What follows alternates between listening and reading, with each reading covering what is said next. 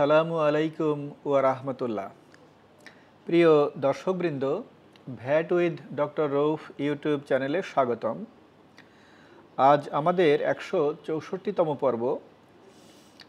আজকের পর্বে আমরা ভ্যাট আইনের তৃতীয় অধ্যায়ের আলোচনা শুরু করব। ইতিপূর্বে আমরা অধ্যায় 1 এবং অধ্যায় 2 আলোচনা শেষ করেছি। আপনারা জানেন যে ভ্যাট আইনে মোট 18টা অধ্যায় আছে। আইন এবং বিধিতে 18টা করসপন্ডিং অধ্যায় আছে।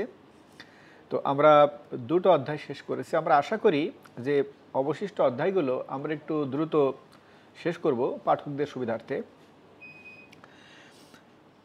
ভ্যাট আইনের অধ্যায় 3-এর শুরু হলো ধারা 15 দিয়ে। ধারা 15। আজ আমরা এই একটা ধারা আলোচনা করব, ধারা 15। আপনারা জানেন আমার এই ভিডিওগুলোতে আমি মূলত আইনের যে জটিল বিষয়গুলো সেগুলো সহজ ভাষায় পেশ করি। সহজ ভাষায় আইনের বিষয়গুলো জনগণকে বোঝানোর চেষ্টা করি। ধারণাগুলো মানুষের সহজে আত্মস্থ করার জন্য আমি সহজভাবে পেশ করি। তো আজকে এই ভ্যাট আইনের ধারা 15-র মধ্যে যে সমস্ত কনসেপ্টস আছে, আইডিয়াজ আছে, প্রভিশনস আছে, সেগুলো আমি সহজে আপনাদের কাছে উপস্থাপন করব। ইতোপূর্বে উল্লেখ করা হয়েছে যে এই আইনের অধ্যায়গুলোর মধ্যে একটা ধারাবাহিকতা রয়েছে। প্রথম অধ্যায়ে সংজ্ঞাগুলো বর্ণনা করে আইনের একটা কনটেক্সট পেশ করা হয়েছে। এরপর দ্বিতীয় অধ্যায়ে যারা ভ্যাট প্রদান করবে তাদেরকে শৃঙ্খলার মধ্যে আনার জন্য তাদেরকে নিবন্ধন তালিকাভুক্ত করা হয়েছে। এরপর যারা ভ্যাট প্রদান করবে তাদেরকে তালিকাভুক্ত বা নিবন্ধিত করার পর এখন আইনে বলা হচ্ছে যে কোথায় কোথায় ভ্যাট প্রদান করতে হবে আর কোথায় কোথায় ভ্যাট প্রদান করতে হবে না, এটা এখন সবাইকে শেখাতে হবে। তা না হলে ভ্যাট আদায় শৃঙ্খলা থাকবে না। তাই এই অধ্যায়ে কোন ক্ষেত্রে ভ্যাট আরোপিত হবে, কোন ক্ষেত্রে ভ্যাট আরোপিত হবে না, কোন ক্ষেত্রে শূন্যহার প্রযোজ্য হবে, এই বিষয়গুলো বিধৃত করা হয়েছে। তো প্রিয় দর্শকবৃন্দ, আপনারা আশা করি বুঝতে পেরেছেন যে আমরা এখন ভ্যাট আইনের তৃতীয় অধ্যায়ের ধারা 15 আমরা আলোচনা করব। ধারা 15-তে 3টে উপধারা আছে আর উপধারা 3-এ 2টা শর্তাংশ আছে। আমরা বলি প্রভিসো বলি ইংরেজিতে, শর্তাংশ আছে। আমরা এগুলো একটু বিস্তারিত আলোচনা করব। ধারা 15-র উপধারা 1। উপধারা 1 হলো এই আইনের অন্যান্য বিধানাবলী সাপেক্ষে করযোগ্য আমদানি এবং করযোগ্য সরবরাহের উপর মূসক আরোপিত প্রদে হইবে। ভ্যাট কোথায় আরোপিত হবে? এখানে বলা হলো যে ভ্যাট আরোপিত হবে করযোগ্য আমদানির উপরে। করযোগ্য আমদানি কি? করযোগ্য আমদানি হলো যে সকল পণ্য এবং সেবা আমদানি হয় তার ভেতরে কিছু পণ্য সেবাকে ভ্যাট মুক্ত রাখা হয়েছে। এই ভ্যাট মুক্ত পণ্য সেবাগুলো বাদ দিয়ে আর যত পণ্য সেবা আছে এগুলো হলো করযোগ্য পণ্য সেবা। এই করযোগ্য পণ্য সেবা যখন আমদানি হবে তখন ভ্যাট প্রযোজ্য হবে। দর্শকদের সুবিধার্থে এখানে বলে রাখি যে আমদানি পর্যায়ে শর্ট রেট নেই। আমদানি পর্যায়ে যেখানে ভ্যাট প্রযোজ্য আছে সেখানে 15%। আমদানি পর্যায়ে 5%, 10%, 7.5% ভ্যাট নেই। আগাম কর আছে। আগাম কর অন্য জিনিস। আগাম কর আমরা এর আগেও আলোচনা করেছি, পরেও আলোচনা করব। আমদানি পর্যায়ে যেখানে ভ্যাট প্রযোজ্য আছে সেখানে 15% ভ্যাট প্রযোজ্য আছে। আর করযোগ্য সরবরাহের উপর মূসক আরোপিত প্রদে হইবে।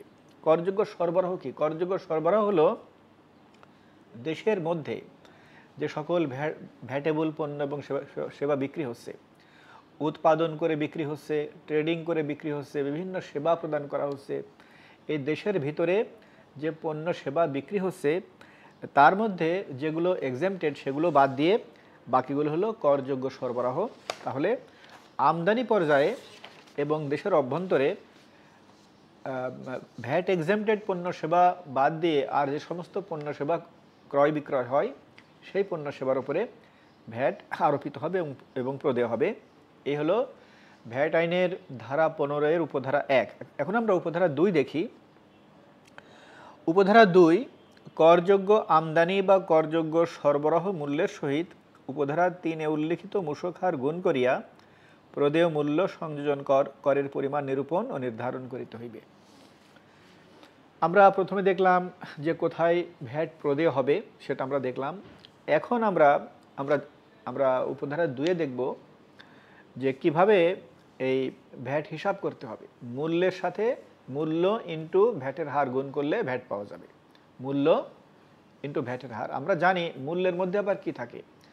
একটা পণ্যের বা একটা সরবরাহের মূল্যের মধ্যে থাকে হলো ওই পণ্য বা সেবা যাই বলেন, ওই পণ্য বা সেবার উপকরণ আর মূল্য সংযোজন, এই দুটো একসাথে হয়ে এর সাথে সার্ভিস চার্জ, ফি, কমিশন ইত্যাদি আর যা কিছু নেওয়া হয় সব অন্তর্ভুক্ত থাকে।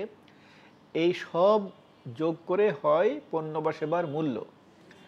এই মূল্যর ওপরে ভ্যাটের হার প্রয়োগ করে ভ্যাটের পরিমাণ নিরূপণ বা নির্ধারণ করতে হয়।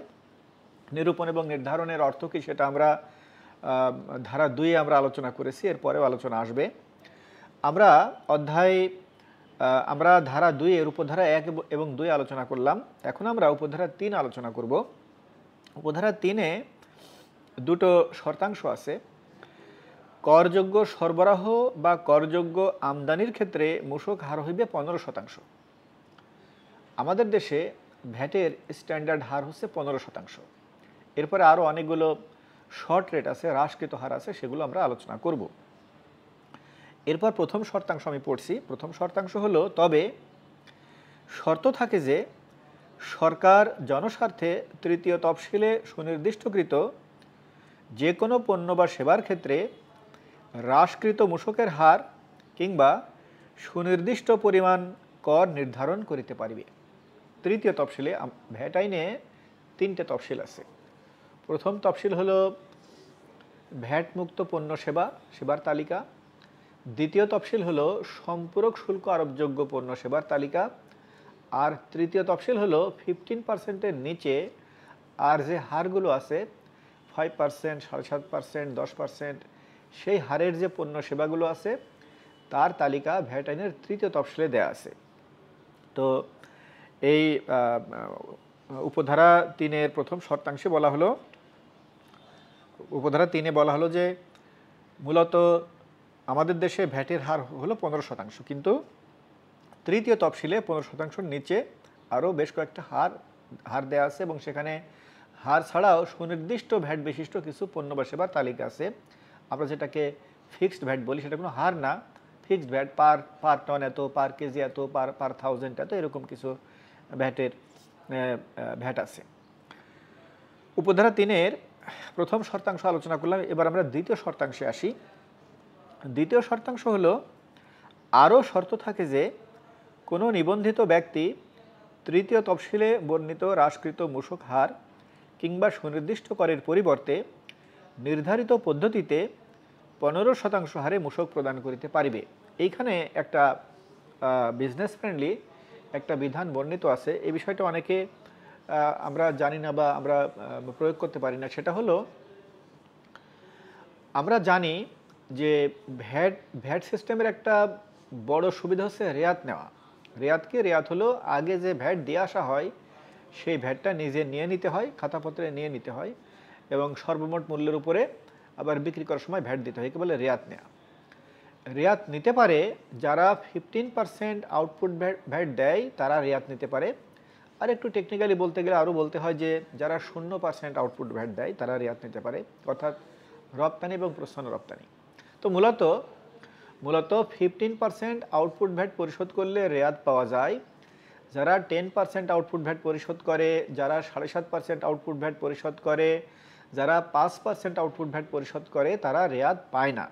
এই জন্যে এইখানে ধারা 15-এর উপধারা 3-এর দ্বিতীয় শর্তাংশে বলা হয়েছে যে 5%-এর পণ্য বা 7.5%-এর পণ্য সেবা বা 10%-এর পণ্য সেবা, তারা যদি নিজে মনে করে যে আমরা 15% আউটপুট ভ্যাট দিয়ে আমরা উপকরণ করে রেয়াত নেব, সে সুবিধাও আইনে দেয়া আছে। কারা এই সুবিধা নিবে? যারা মনে করে যে যারা উপকরণের উপরে অনেক ভ্যাট দিয়ে আসে। ধরেন একটা পণ্য উৎপাদন করতে 12টা উপকরণ দরকার হয়, হয়তো তার ভিতরে 10টা উপকরণের উপরে ভ্যাট দিয়ে আসে। তাহলে এই ক্ষেত্রে 5% বা 7.5% বা 10% আউটপুট ভ্যাট না দিয়ে 15% আউটপুট ভ্যাট দিয়ে উপকরণ করে যদি রেয়াত নেওয়া হয়, তাহলে দেখা যাবে যে তার আলটিমেটলি 1-2-3% ভ্যাট বার্ডেন তার উপরে আসবে। তো প্রিয় দর্শকবৃন্দ, আমরা আজ ভ্যাট আইনের ধারা 15 আলোচনা করলাম। ধারা 15-তে আমরা মূলত দেখলাম যে ভ্যাট আরোপ। এই ধারা 15-র শিরোনাম হলো মূসক আরোপ, ভ্যাট আরোপ। তো এখানে আমরা এখন যদি আমরা খুব সংক্ষেপে আমরা বলি যে আমরা এই ধারাতে কি দেখলাম, আমরা এই ধারাতে দেখলাম যে করযোগ্য আমদানি এবং করযোগ্য স্থানীয় সরবরাহের উপরে ভ্যাট আরোপিত এবং প্রদেয় হবে। ভ্যাটের হার হবে 15%, মূল্যের সাথে 15% গুণ করে ভ্যাটের পরিমাণ নিরূপণ নির্ধারণ করতে হবে। তবে আইনের 3য় তফসিলে কতগুলো হ্রাসকৃত হার উল্লেখ আছে, এই হ্রাসকৃত হারও প্রযোজ্য হবে। আবার যাদের ক্ষেত্রে হ্রাসকৃত হার প্রযোজ্য তারাও ইচ্ছে করলে 15% আউটপুট ভ্যাট দিয়ে উপকরণ কর রেয়াত নিতে পারে।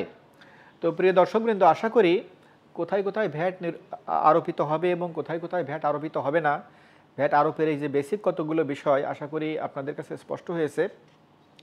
তো আজকের ভিডিওর আমরা প্রায় শেষ পর্যায়ে চলে এসেছি। আপনারা আমাদের সাথেই থাকবেন দয়া করে। আপনাদের যদি ভ্যাট সংক্রান্ত কোনো জিজ্ঞাসা থাকে তাহলে দয়া করে 09678208208 এই নাম্বারে দয়া করে ফোন করবেন। আর যদি আপনারা ভ্যাটের প্রশিক্ষণ নিতে চান তাহলে দয়া করে 01323155292 এই নাম্বারে ফোন করে বিস্তারিত জেনে নেবেন। আজকের মতো এখানেই শেষ করছি। অনেক ধন্যবাদ। খোদা হাফেজ। আসসালামু আলাইকুম ওয়া রাহমাতুল্লাহ।